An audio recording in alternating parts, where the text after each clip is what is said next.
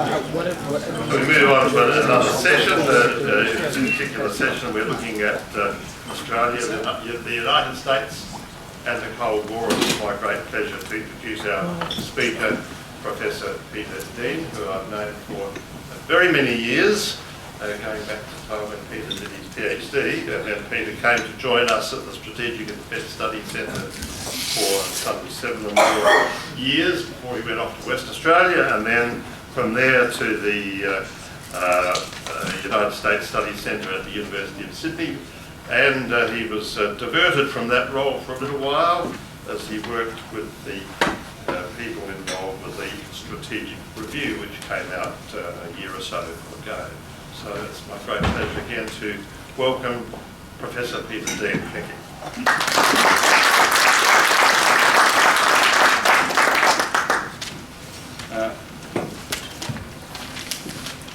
I'm attempting to use technology, so to read my talk so we can see if we can get it right. And also, I turned 50 a couple of months ago, so I feel like I'm turning blind. So within the last month since turning 50, I can't see. So the glasses are a relatively new thing, so bear with me. Yeah, it's all down here, right? And I'm using what Reese calls professorial privilege, so I don't have any slides, you're just going to have to listen to me. But I don't think this is anywhere near as interesting photographs as what Reese and some of the other speakers have had. So I'm going to talk about the US-Australia alliance during the Cold War, and I want to start by referring to a couple of things that were said yesterday, particularly by Peter, who talked about, Edwards, who talked about concepts, how some of them endure and some of them change. And as David said, so I was the principal advisor and principal author of the Defence Strategic Review for Sir Angus Houston and Stephen Smith. And of course we come up with this concept of national defence to replace Defence of Australia, where really what national defence is, it isn't forward defence like Peter was talking about in the Cold War. What it is defence of Australia in an era of major power strategic competition, as opposed to Defence of Australia, which was about low-level or escalated low-level threats. It's built around a national balancing strategy in the Indo-Pacific, which is on a foundation of working with allies and partners. It is essentially an allies and partners strategy for DSR. And everything that's strategically outlined in that can't work without the alliance with the United States, but also with our partners throughout the region, particularly Japan, South Korea, India, as well as key South Pacific and ASEAN states as well. It's about maintaining a strategic balance in an era of strategic competition and geostrategic reordering, which Craig Stockings reminded us yesterday is the norm, and that this post-Cold War period was an historical aberration in sort of global geostrategic politics. It also includes another really important concept, something that actually is enduring in relation to our alliance with the United States, and that's the concept of self-reliance. Self-reliance within the alliance and in the context of the DSR through the development of what we call asymmetric capability edges in key areas. And that is including AUKUS, both pillars of AUKUS, the guided weapons and explosive ordnance enterprise, and in through other things such as surveillance, intelligence, surveillance and reconnaissance, and also what the military like to talk in terms of a cognitive edge, an intellectual edge as well. So the concept of self-reliance within the alliance is alive and well. But the key question for all of us looking into the future, before I go back to the past in a second, is what does that self-reliance look like? It will change, because this is a different era, fundamental to the Cold War era. It is a different era. We've had no other era like this since the signing of the alliance with the United States since 1951. During that period, it was the hegemon of our region, and it is no longer anymore, and the DSR says that very directly. So this also has a lot to do then about what do we do about modernising the alliance, and particularly about alliance institutionalisation. What are the institutions and structures within the alliance? And that's something I'm going to talk about in the Cold War context today. I particularly want to acknowledge Stefan Fruehling and Andrew O'Neill, who are my two research partners. This is an ARC-funded discovery grant we've been working on for a very long time. And what my talk is based on is a journal article we're working on at the moment. So it's kind of mostly formed. You're getting in a abridged form of that. And I want to start basically talking about the public discussion of the alliance, because it's an important and persistent debate within our community amongst policymakers and elites. And structurally, the question is always whether Australia's national interests can be supported through the alliance, Or do we reflectively support US national interests because of the alliance? And does that undermine Australia's sovereignty and security in the process? And this is a perennial question that's been given a whole new lease of life with the announcement of AUKUS. So AUKUS has become the lightning rod for a modern debate on what has happened almost every single decade since the alliance with the United States. It happened in different contexts in the Cold War. And what we've done by looking at this particular part of the Cold War is we've gone into the archives and unearthed some newly declassified documents and others that say, rather than being guileless and supine like the critics of the alliance say, policymakers in Canberra, we argue, were very, very clear-minded about how Australia can leverage or indeed exploit the alliance for our own national strategic interests. But first I want to quickly go through what are these sort of critics of the alliance talking about. A little bit about alliance structures themselves. I'm going to get a bit pointy-headed, nerdy, academic-y for just a little second there. And then I want to talk about 2 case studies. So we couldn't cover the entire alliance in our project, it's just too long. So we've used a method of historical slicing. So we're doing every year ending in 9, 59, 69, 79, 89, 99, 2009 and 2019. And what I'm going to do for my 2 little examples today is looking at 1959 and 1979, the sort of beginning of the alliance and then the sort of latter part of the Cold War, because they look at 2 classic dilemmas in alliances that you face, that all states face. Now doesn't mean that we don't contextualise what happens in between. As King Linglis has noted, every moment in time is both a culmination of the past and the beginning of the future. But we've done this specifically to avoid the situation where people or academics pick favoured case studies to kind of prove or disprove points. So we picked 9 years simply because we went, well, if it starts at 51, let's give it as long as possible. So 59 would be where we would start, so every decade thereafter. And we've done that deliberately, not to pick out specific case studies, but then to look at a slice in time in those years and get into the institutional, the nuts and bolts of how the alliance is operating. So in terms of critics, criticism of the alliance basically, let's be honest, rarely gains serious traction in think tanks like I work or amongst policy commentary amongst strategic elites. The exception is the far left of some members of the Labor Party, particularly ex-Labor leadership, and the Greens Party, who are fundamentally and philosophically but policy opposed to the alliance. There is remarkable little criticism from the Labor Party or the coalition about the US alliance. The 2022 federal election campaign demonstrated once again that both major parties are committed to alliance bipartisanship, and in fact the Labor Party signed on to the AUKUS deal very quickly and took that into the election. Public opinion poll consistently demonstrates exceptionally high support amongst the Australian population for the alliance. Even during the Trump years, we had a dip, but not that much of a dip. It fell by about 9 points from the mid-80s to the mid-70s. Like, any public policy position that has 75 to 85% public support is a politician's wet dream, let's face it. Like, you just don't get that type of level of engagement. But at the same time, there are constraints in foreign policy debates over several years, reflecting persistent fears of abandonment over whether Washington would in fact honour its security treatments, or long-standing Australian anxieties that tap in whether we would be entrapped into some US commitment into the region. The question of whether, the United States is willing to swap in a nuclear exchange Los Angeles for Sydney continues to bear a burden and question. And of course, balancing China remains a consistent proposition in the defence. And does the US have the will and the ability to do so as we go forward? And what is the cost to Australia? And particularly since Vietnam, reinforced by Iraq in 2003, Australian opposition to the alliance has been equally focused on the possibility, as I said, of entrapment and the perceived costs and the impact of decision-making on the alliance, independent decision-making from Australia's point of view. Criticism of the alliance is most prevalent in opinion pages of certain newspapers, but amongst the academic literature as well. Many of these analysts argue not only is the alliance antithetical to Australia's interests, but also it systematically erodes Australian sovereign decision-making. And that literature surged in the latter part of the Cold War in the 1980s. It surged again in the wake of 9/11 and, as I said, in the wake of AUKUS.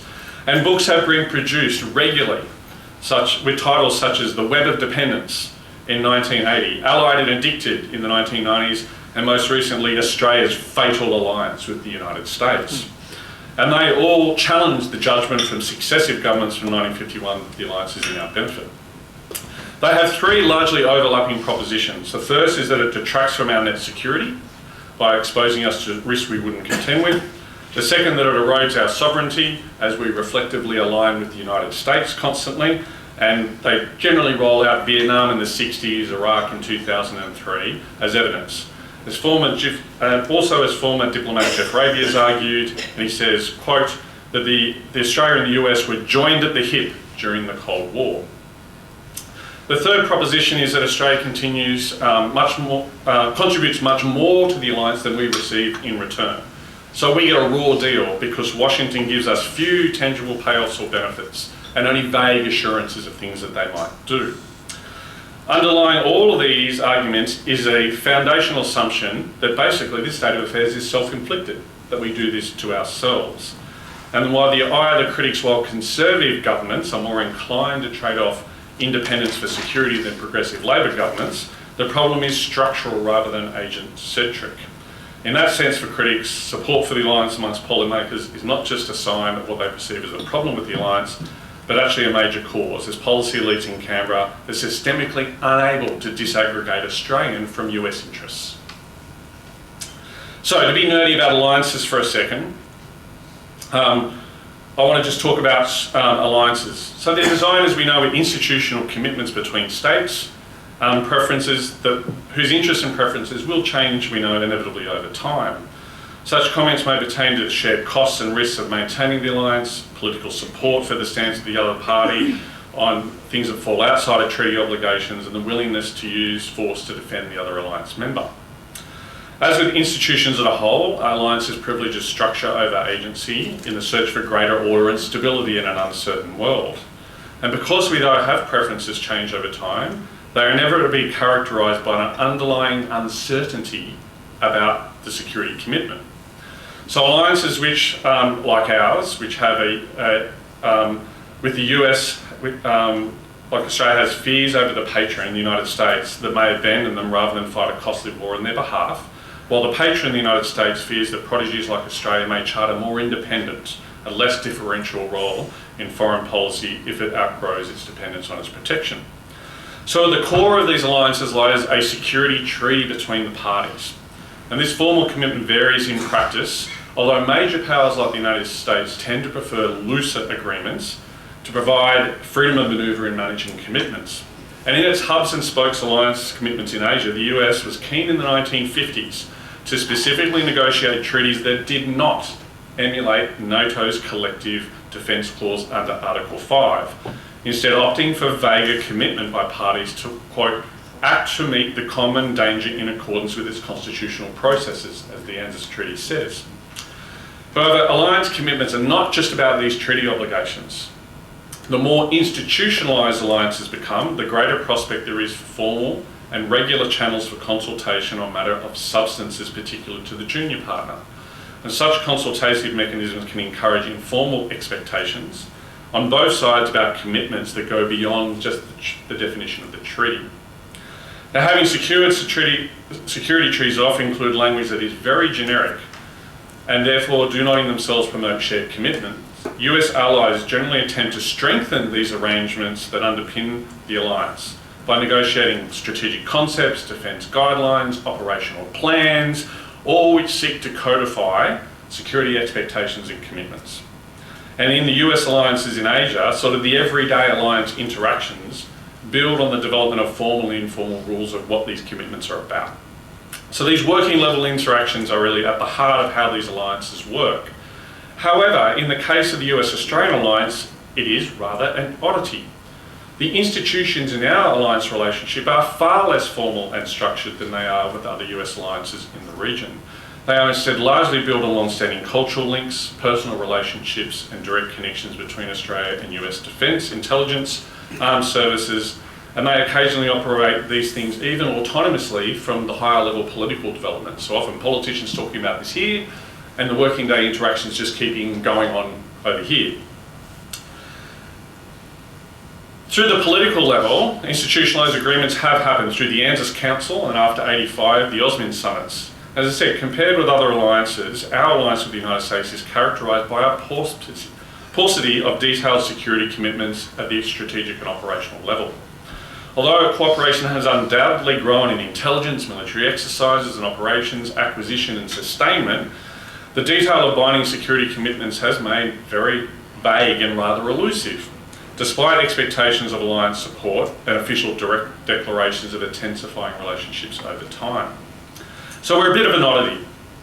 The alliance, which the critics would argue Australian governments and policymakers are constrained by structural factors that stops us from looking after our own interests, are actually largely missing compared to the other alliances the United States has in the Northern Hemisphere or in the northern part of Asia, where critics see a dangerous, unquestioning level of Australian commitment to support the United States that exceeds its own, while at the same time our alliance actually lacks the formal mechanism which such commitments are generally established and made, particularly in NATO, but also if you look at the depth and detail of the US-South Korea, which is the Fight Tonight mentioned, where they actually have a joint and combined command that's structurally locked into dedicated commitments, or indeed the US-Japan alliance, which only last week announced the establishment of a 4-star headquarters by the US in Japan to modernise their alliance. We don't have anything like that in Australia.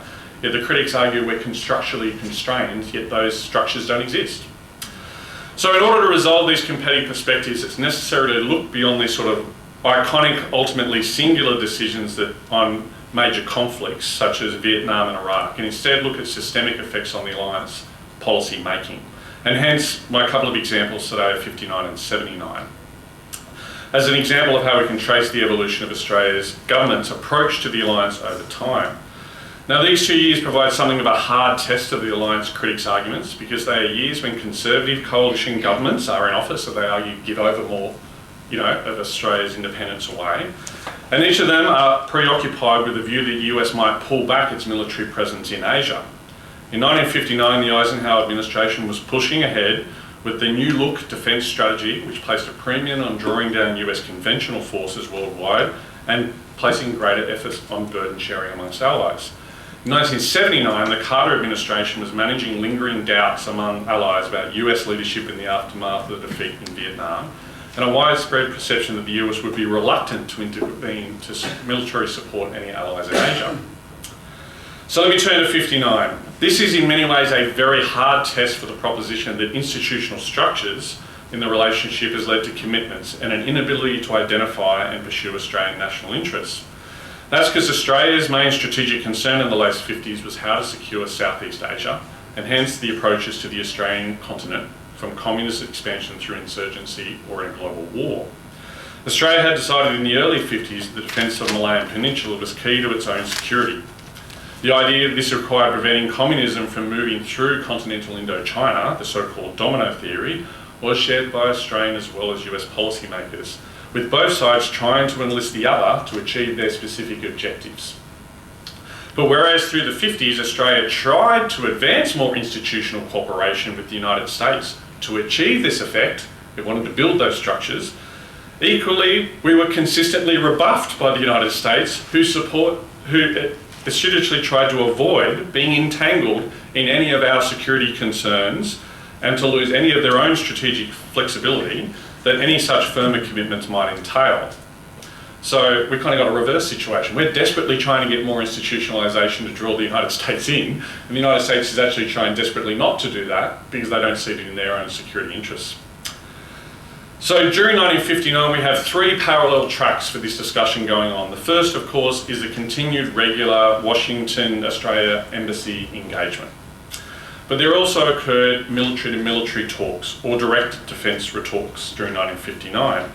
However, the US Joint Chiefs of Staff and Pacific Command remained very reluctant to engage in bilateral talks with Australia, especially anything that had commitments being discussed on the agenda. US Pacific Command and the Joint Chiefs went so far as to insist on cover stories for any high-level visits, about them being routine or something else, or on complete informality in the bilateral discussions. Now compare that, for instance, to the kind of level of military-to-military conversations that happen around COSME today. So the Americans just didn't want to get involved. 1959 did see the first visit by a US Secretary of Defence, Neil H. McElroy, to Australia. But McElroy was an essentially unknown figure in Australia to the government and the bureaucracy, given the very, very limited exchanges that currently occur between the Australian and United States Departments of Defence. The Australian ambassador described him as a good chap, and when in Australia he did also tour many facilities including Woomera, which we heard about yesterday. But overall, the visit illustrates the very nascent nature of the relationship, as there were no concrete outcomes from the trip. Can you imagine a Secretary of Defence coming today and there being no announceable, no press release, no change to the alliance? In essence, this was about routine maintenance for the alliance. It was about him turning up to go, yes, the alliance still exists and yes, we're still here, and that's about it. There were no specific objectives to progress or any institutionalisation on the agenda. For Australia, the main aim in bilateral consultations was to get money out of the United States for increased Australian military purchases and to secure US material support. In 1957, Australia had sent the McBride mission to the United States for this very endeavour, and it had been wholly unsuccessful. But it did lead to a US mission reciprocating later in the year to Australia, through which the US did gain a better understanding deliberately of Australia's defence infrastructure and industry. Now, during this period, Australia consistently tried to advance proposals for purchases from the US or US purchases from Australia, or particularly ideas about how the US could make use of Australian bases, especially the ranges at Woomera, or Australian infrastructure to advance our aim for reciprocal aid from the United States, most of which were wholly unsuccessful. In this context, Australia's desire to join the first standardisation organisations around NATO and the United States, and the first signed standardisation agreement with the US was critically important. And there were also some small signs of hope for Australia. For instance, in 1959, Admiral Harry Felt, the US Pacific commander, came with a delegation to Australia and signalled an interest in Pacific Command's need for a submarine station in Australia, which got us very excited. You know, think about now that we're finally getting it in Western Australia in a couple of years' time for AUKUS. So this is 1959, which the Australian officials of course welcomed, since they saw it as a way to make Australia's own acquisition of a new submarine arm more efficient. Think about what Surf West is actually all about in Western Australia. It's all about how we get nuclear-powered submarines for Australia. The second track is a forum of trilateral ANZUS alliance cooperation with New Zealand. Now, just 8 years into the alliance, these discussions had almost fallen into abeyance by 1959. In fact, there was a series of exchanges of whether they could even be bothered to have an ANZUS council meeting that year. And in this meeting, which did occur, which was common at the time, only the foreign ministers represented the three allies. There were no defence ministers or defence secretaries involved. And in the words of the Minister for External Affairs, Casey, it was a, quote, useful but unspectacular meeting. The focus was on the exchange of views and the general world situation, with no items for discussion, a decision on the agenda. In discussions on the format that the summit should take, the Secretary of the Department of Defence, Edwin Hicks, had written to the Secretary of the Department of External Affairs, Arthur Tang, that a separate meeting of ANZUS military reps, or MIL reps, was not required, as there were, quote, no military studies currently in progress with ANZUS, end quote. But that, quote, we feel that it is desirable if military reps at least accompany the ministers, quote, in order to keep the ANZUS machinery in operation, even though there are no specific military subjects requiring ANZUS consideration at this stage. Hence, the main effort of ANZUS was the continuation of the existence of the treaty itself, with only relatively vague clauses on mutual assistance and a focus on what the Pacific area part of the treaty was actually about. And indeed, in 1959, a certain parliamentarian named Gough Whitlam asked for a clarification on what Pacific focus of the pact actually meant, prompting an exchange of letters between the three governments. Casey asked for Washington and Wellington's view on his proposed response in Parliament that was, quote, not precisely defined, but in view of the intimate relationship between the three governments, something that is well left for decision from time to time in light of changing circumstances. We want flexibility. Followed by references to his personal views on the subject. Pointedly, this is exactly what he then responded in Parliament with, admitting the responses he had got from the United States and New Zealand. The US had suggested, adding that the Pacific area, quote, had doubtlessly a wide application, and only areas of doubt should be left to consultation, whereas New Zealand had advanced a much more narrow view that sought to associate the Pacific area with merely the mutual obligation to consult, and raised the question to the Australian government whether or not Western New Guinea is at present time regarded by Australia or New Zealand as being included, as that might well provide to be awkward with the Americans. Because that was a key strategic interest for us, and something the Americans indicated they wanted nothing to be a part of.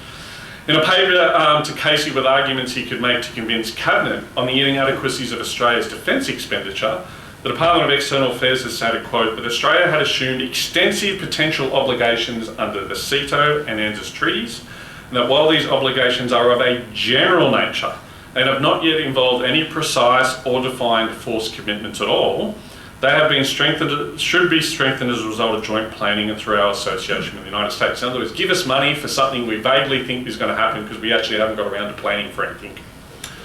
Thus, while the Australian government has not accepted any specific commitments for the defence of Formosa, I love this, because think about how important Taiwan is today, nevertheless, Australia might well find herself involved in an action to defend it as a result of America's commitments and Australia's obligations under the ANZUS Treaty. Quote. Hence, the Australian policymakers were very conscious that the treaty created expectations, but also left significant scope to advance our interests within them as we sought clarification. So when in September 1959 the question of a possible cessation of the island of Quemoy in the Taiwan Strait to the Chinese Communists arose, Cabinet suggested that Casey raise this with the United States, that Australia could provide, quote, explicit guarantees over Formosa, but in such a case, quote, it would be, in Australia, be regarded as reasonable that she should anticipate that there would also be a joint resistance to any armed attack upon Dutch New Guinea, something which the Americans had assiduously tried to avoid. In other words, Cabinet said, we'll explicitly give you a guarantee about supporting over Taiwan Formosa, but it's a quid pro quo, guys. You have to do it over Indonesia and Dutch New Guinea as well. And it's interesting, Cabinet actually came to that proposition, that it was willing to trade security commitments in the absence of anything. Interestingly enough, our records have shown that in 1963, Cabinet again had exactly the same conversation over Formosa in relation to Confrontasi, when they were frustrated at the lack of a private or public commitment from the United States to support Australia under the ANZUS Treaty. Now, the third area for engagement in this year was CETO. This was the key area for military engagement. For example, for military-to-military exercises, and we saw in 1959 Exercise Sea Demon under the CETO banner, and discussions through the Military Planning Office in CETO. In addition, the Defence Committee noted in 1959 that, quote, in recent years, the major objective of Australian defence policy and planning has been to develop the means to contribute forces to the support of such arrangements, particularly CETO.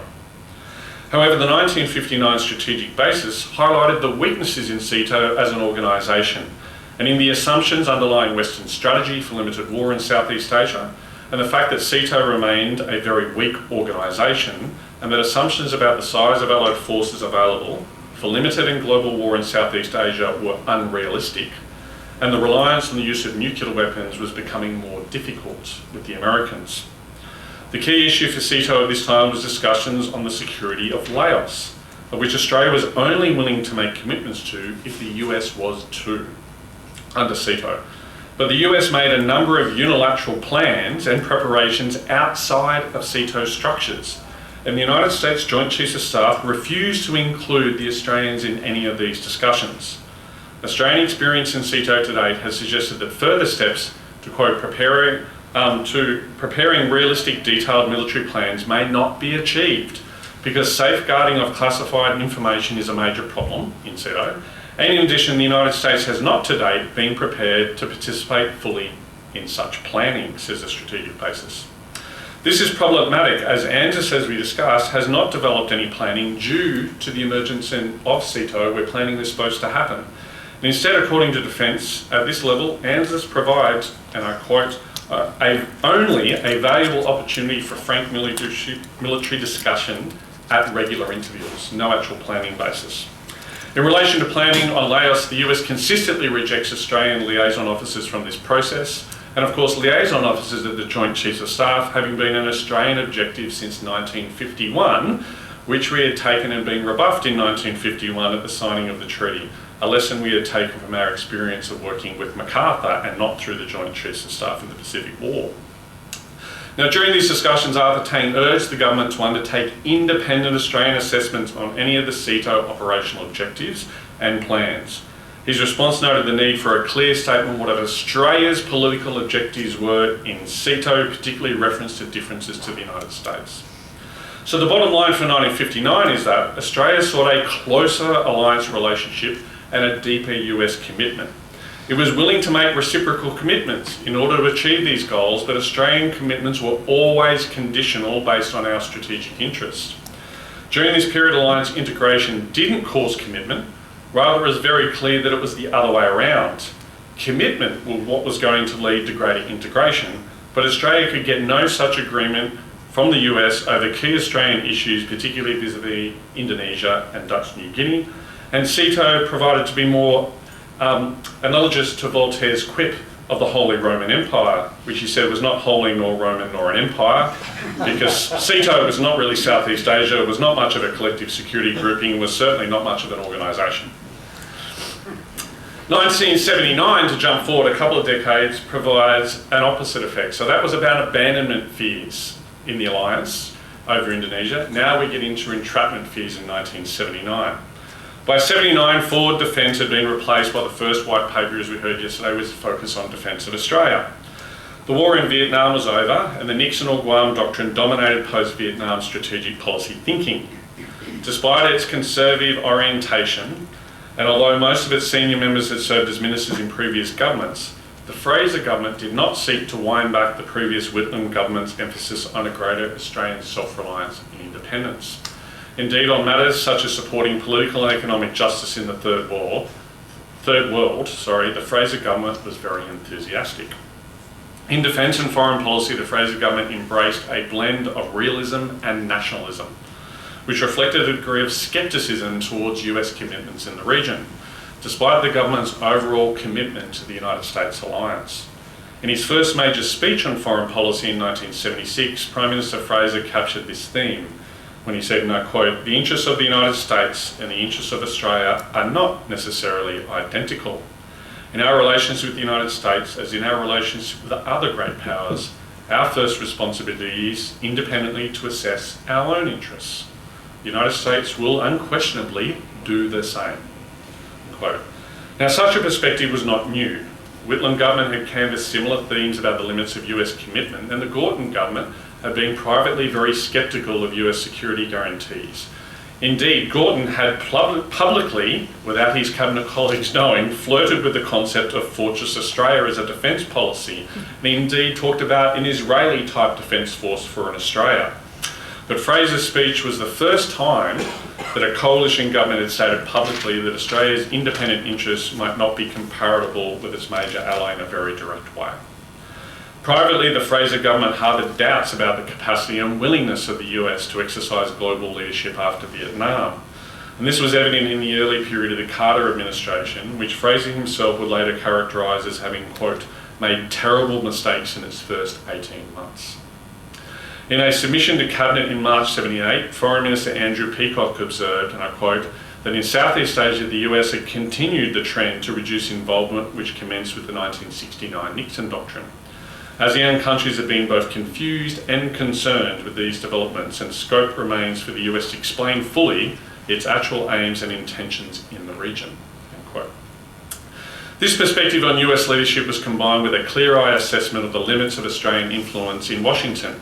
In the same Cabinet submission, Peacock observed, and I quote, that in the first year of the Carter administration we have reasonable success in establishing access and contact at all levels of the government.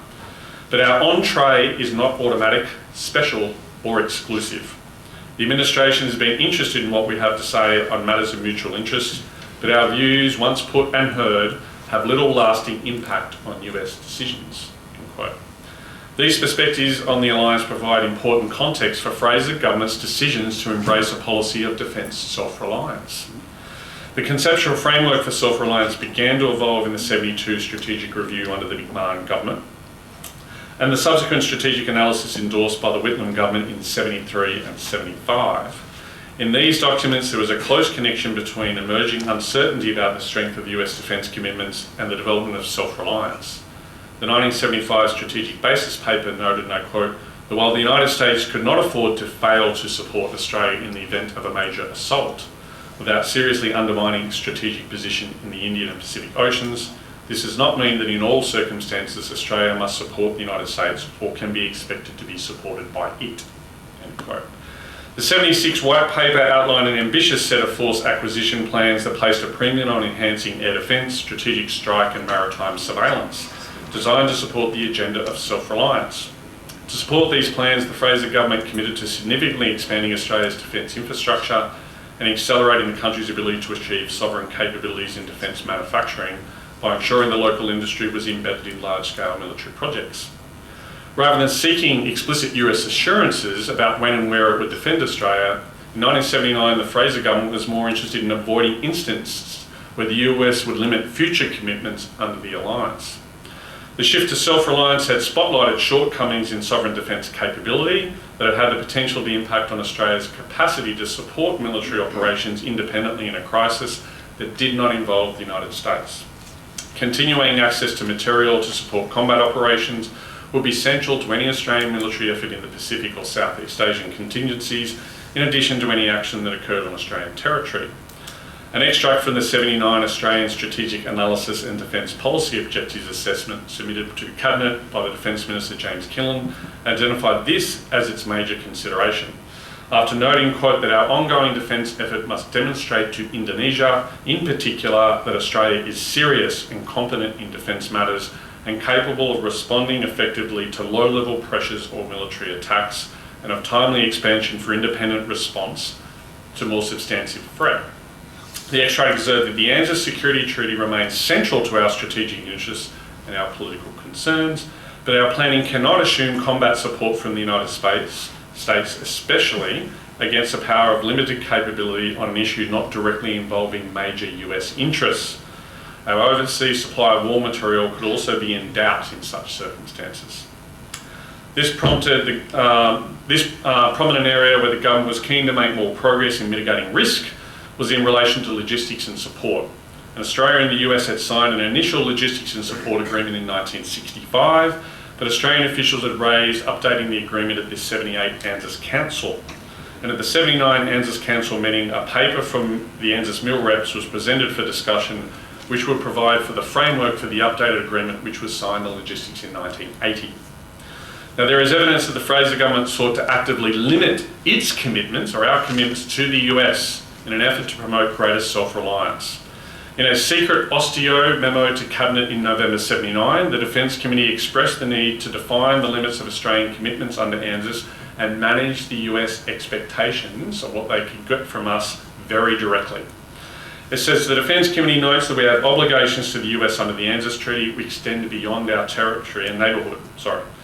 But it comments that we might only be able to meet these by sacrificing training, force development and the infrastructure needed to give us a better capability to look after our own interests in this part of the world.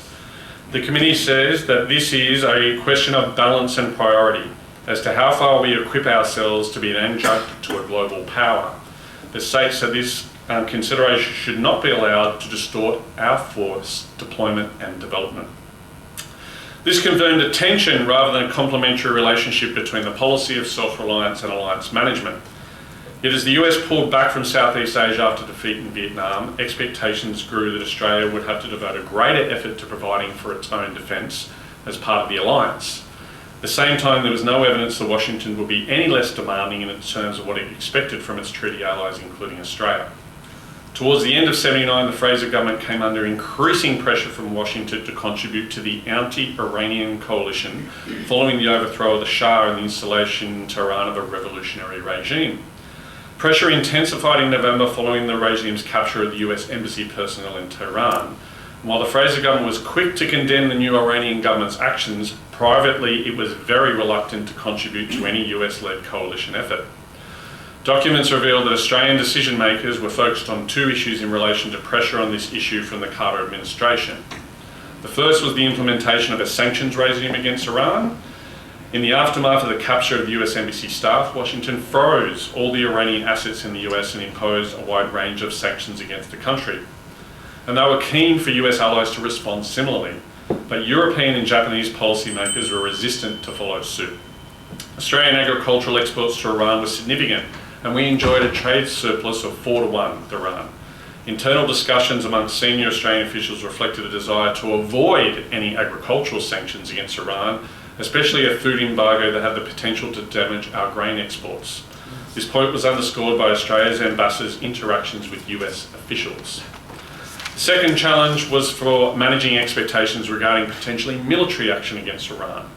In this respect, Australian senior officials were acutely conscious of the risk of entrapment in their attempts to avoid a commitment to a US-led task force to the Indian Ocean following the capture of hostages.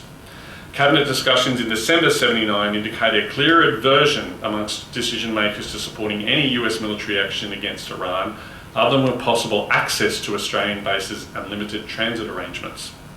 In the event that direct military contribution would be made, these should preferably, quote, be unilateral rather than integrated with the United States, end quote.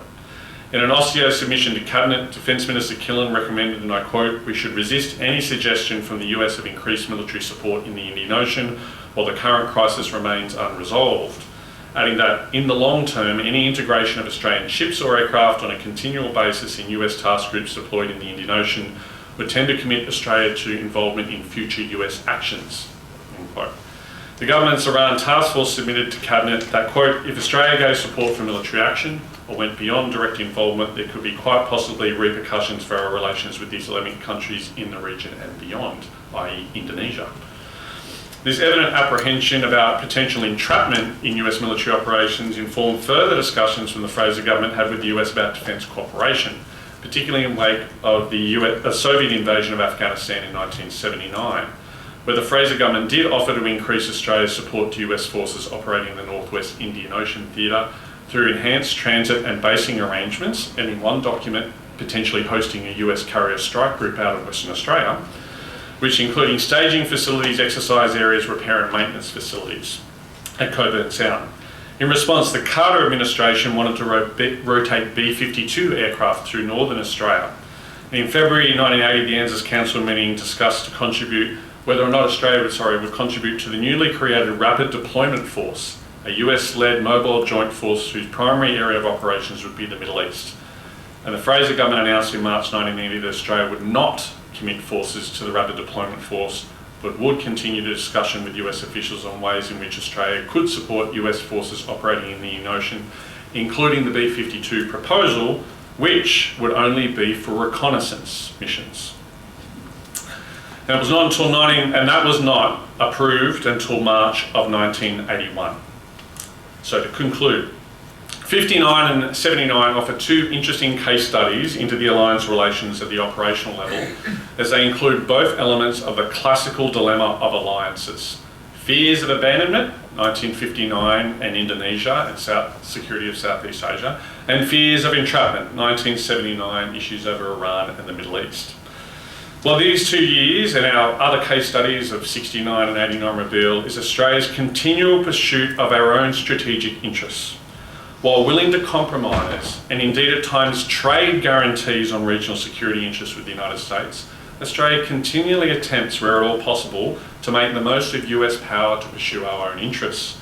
In fact, this has led me to constantly advocate to my fellow authors that our overall book should be entitled, which covers all this period, Free Riding, Dashed Expectations, and 100 Years of Mateship.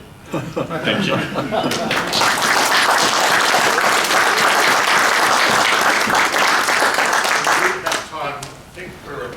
One, perhaps two questions. Quick question. Thanks, Professor. Would you agree, put another way, that what you've expressed is really something short of a Bill of Rights, that is the ANZUS Treaty? No one's prepared either side to dot the I's and cross the T's. It comes down to the intention, the respectful intention of the parties to come to one another's aid, and that gives rise to the flexibility needed without making it so, doctrinaire. Look, the vague notion of the security clause has its benefits. Over time, we've been allowed to reinterpret the alliance relationship to suit each other's mutual interests as the world has changed. It's been quite beneficial in that regard. And in the end, when it comes down to the hard brass tacks of this, friendships don't mean much. Mutual interests is what is really important. Where we start to really advance cooperation is on areas of mutual interest. And we take a hard-nosed approach. I'll give you, I didn't have the time to talk about, there's a lot of work we've done on the military acquisition side of things. The F-111 is a wonderful example we trace through this period. And in 69, which I'm doing some work on at the moment, there's all these documents that the F-111 has a major problem and it's falling out of the sky, right, consistently. They have to put a change to some wing box thing. I know RAAF Ross will probably know about it. And we're persistently saying that this is great, you're paying for it. Like, we paid a set price fixed fee for a capability that flies, and we are not adding money into this to fix your problem. But we want the F-111, and the Americans eventually go, yeah, okay, we agree.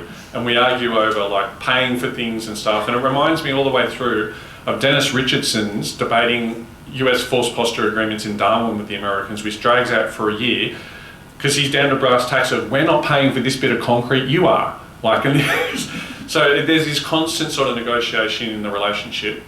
I would argue a lot of this is going to change in different ways into the future because of the threat from which is a major power. And now we're going to have to start doing things like the joint planning we wanted in 1959 and couldn't get. And why are we getting it now? Because it's in our interests and in the United States' interests. Before, it wasn't in both our interests. Good one. Peter, I've sort of lived on the understanding that Australia is somehow covered by the extended deterrence of the US nuclear umbrella. Yes. I've never been able to find a scrap of paper that codifies that. Can you explain whether that is actually real? And if so, how is it understood between our two countries? So interesting enough, Stefan, Andrew and I only published a journal paper on this in the Australian Journal of International Affairs in January of this year. Okay. And what we argue is Australia has to move from an extended deterrence taker to an extended deterrence maker.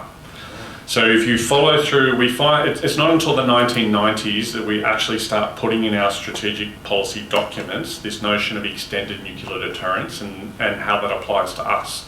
And we have constantly, through politicians and policy documents, stated that our commitment to extended deterrence comes through the joint facilities. And we basically said that's about it.